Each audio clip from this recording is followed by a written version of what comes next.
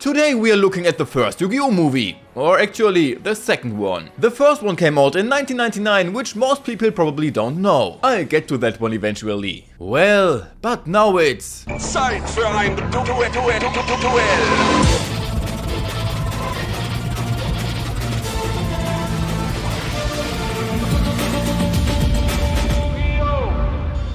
The movie starts with Yugi, who is finishing the puzzle, and with archaeologists, who are exploring an ancient Egyptian tomb. When Yugi completes the puzzle, the tomb collapses and brings Anubis back to life. Oh yeah, and Atom too, while Yugi thought he was tripping on 1000 micrograms of LSD.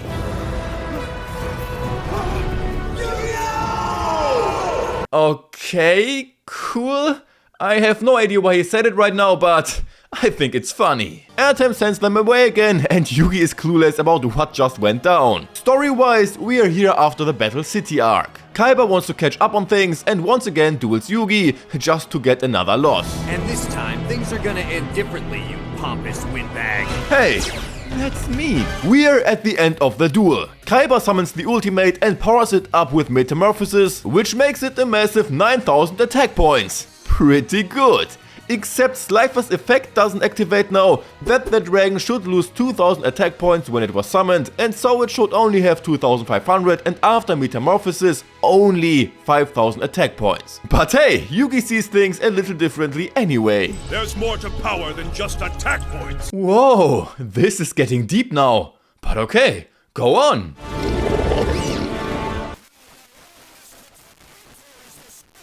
Oh fuck! How did I miss that? Attack power isn't the real deal. Infinite attack power. That's the shit. Now Kaiba really thinks he can beat Yugi. Why the Egyptian god cards were able to do that while Kaiba was making his move. But whatever, hope dies last, and so...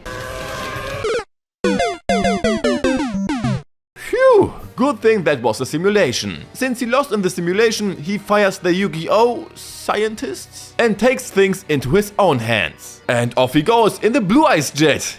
Holy shit, I love that so much. Kaiba has flown to Pegasus because, well, he'll just tell it himself. I've come to your little fantasy island in search of a card powerful enough to beat Yugi's 3 Egyptian god cards. Yeah, sure, why not? And he even bets his 3 blue eyes on it.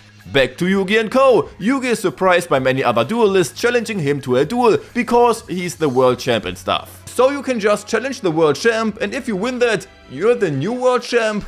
That's pretty cool. Like if I met John Jones, for example, I'm pretty much dead, but... Next topic. Wanna get to the king of games, you'll have to go through me. The godfather of games, capiche? So Joey takes on the first challenger, who can attack in the first turn, in the first round. Joey defeats one after the other, because who needs school? But still everyone chases after Yugi again when they see him. So let's go back to Kaiba, who duels against Pegasus. Oh dear, I'm afraid you're about to enter into a world of pain, Kaiba boy. Well, the duel was over in a flash, and so Kaiba takes 2 cards from Pegasus, hoping to destroy Yugi's god cards. But Pegasus has no clue about these cards, because they were snuck in by the spirit of Anubis. Kaiba brings over little Yugi. Atom and Yugi get ready for some battle off. All that matters is that we face the future together. And I wouldn't have it any other way. And the duel begins. The duel starts off great. Yugi has 3 Egyptian god cards on the field in his 3rd turn. Kaiba even helped out a bit because he wants to show Yugi who's the boss. Because now he destroys the 3 god cards by playing the Pyramid of Light, which just wipes out all 3 god cards and also brings out the Shadow Realm. Because why not? Oh man, I feel as bad as you look, Joey. Oof. Okay. You can't really argue that. The duel goes on and Yugi destroys the Dark Clown. But not so fast, Yugi! Kaiba has just begun making up card effects. He activates Deck Destruction Virus now, which can only be activated when a fiend monster with 500 or less attack points is destroyed. But the clown is a spellcaster and not a fiend, so it shouldn't have worked at all. But whatever, his game, his money, his rules. The duel moves on, and meanwhile Anubis' mummy sucks up more and more energy. Like Goku vs Vegeta with Boo. only with cards. Yugi manages to destroy the ultimate dragon during the duel. And now, instead of Kaiba's turn, he does draw a card, but right after that, without getting to do anything at all, Yugi draws and attacks again. Well, Kaiba, you tried that cheating thing and stuff, but you should never forget who you're dealing with. Now Kaiba is so intimidated that he can't even count anymore. He summons the Shining Blue Eyes, which gets 300 attack points for each dragon in the graveyard. Sounds pretty good.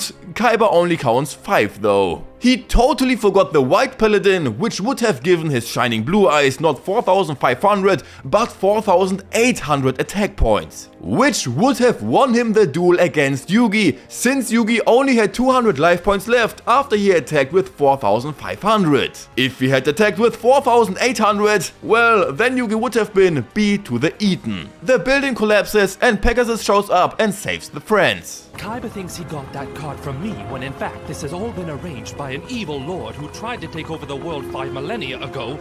I looked it up. Where did he look that up? I've read every single rulebook of Yu-Gi-Oh! And never found it. Meanwhile, Tia is trying to help her friends by wanting to jump down there.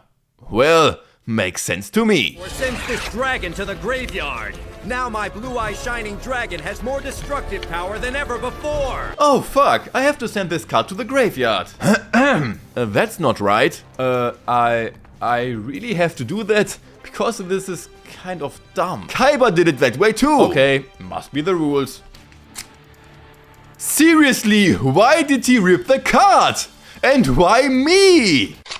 So Kaiba tries to blow up the Pyramid of Light, but nope, not with Anubis. He just negates that, however, and pops out of Kaiba's shadow, however. But hey, don't worry guys, the nonsense doesn't end here. Anubis just summons like that, seriously now, just like that, out of thin air, he summons these cards from dirt, Andrew Sphinx and Sphinx Telea. Usually he would have to pay 1000 life points to summon them, and usually he would also have to draw them normally and not create them from mud. But whatever, now he attacks with Sphinx Telea, the Elf Swordsman, and with Andrew Sphinx, the Vatabon. If he had attacked the Elf Swordsman with Andrew Sphinx, then the duel would be over again. Because Andrew Sphinx's effect is to damage the opponent by half of the attack points of the destroyed monster. Well, maybe he likes it a bit thrilling. Although Sphinx Telea does the same thing, but with defense points. And so the game should actually be over again. But hey, Yugi has to win somehow, and so he activates Monster Reborn to bring back the Shining Blue Eyes. Even though he wasn't even destroyed at all.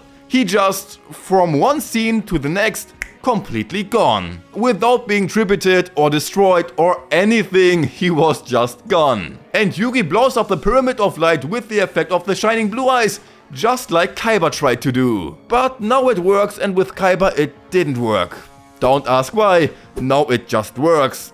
I don't know. Oh yeah, the good old days. You just bend the rules to your liking. Yeah, you know how it is. Does the confusing end now? No, it actually gets even more crazy. Anubis now summons the Twin Sphinx onto the field. Again with no explanation and sacrifice, just like that out of the dirt. And there you have the Twin Sphinx. Yugi uses Kaiba's card because Kaiba somehow supposedly said something about it, even though Kaiba actually only thought about it. I'm telling you, it gets more and more crazy. Now Yugi gets his God cards back, even though they couldn't be brought back by the effect of this card. He attacks Anubis now, wins the duel, and yeah, Kaiba is now fine again. You think it's over now? It's fucking Yu-Gi-Oh! Yeah, right, we haven't seen it all yet. Because now a real monster shows up and attacks Yugi and Kaiba.